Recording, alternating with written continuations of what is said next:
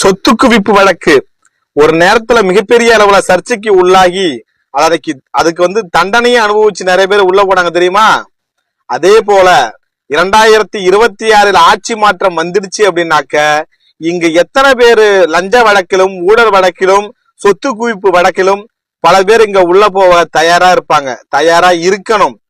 உங்க நல்ல நேரம் மாறி மாறி வந்த ஆட்சி காலம் மாறி ஒருவேளை 2026 ஆட்சி மாற்றம் வேற அணி வந்துட்டாக்க கண்டிப்பா உங்களை யாராலையும் காப்பாற்ற முடியாது.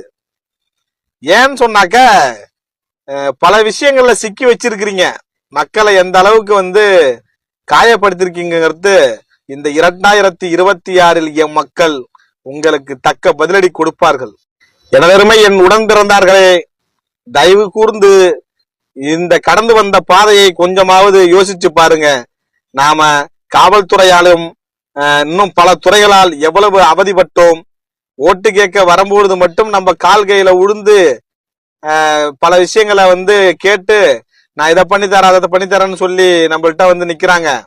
நம்மளும் சரி ஏதோ ஒரு நம்பிக்கையில போட்டுடுறோம்.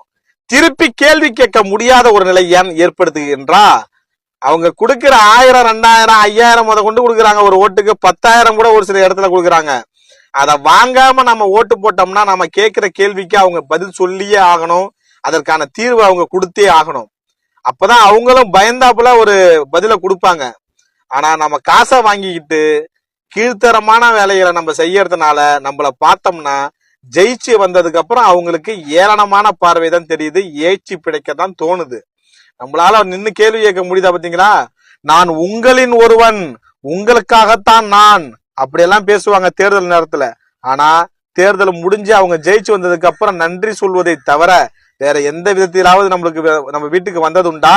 நம்ம ஏரியாவுக்கு இதை செய்யுங்க அதை செய்யுங்க அப்படின்னு நம்ம சொன்னாலும் அதை காது கொடுத்து கேட்கிறாங்களா?